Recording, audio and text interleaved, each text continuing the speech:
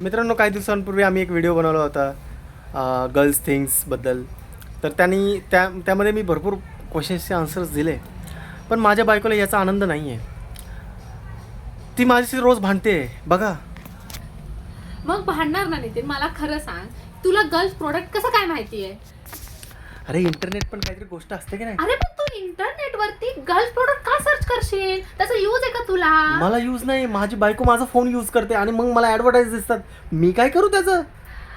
पण तुला कसं काय माहिती? माझ्याकडे निम्मे प्रोडक्ट नाही पण आहेत, तरी पण तुला त्याचं नॉलेज आहे, त्याचा यूज आहे.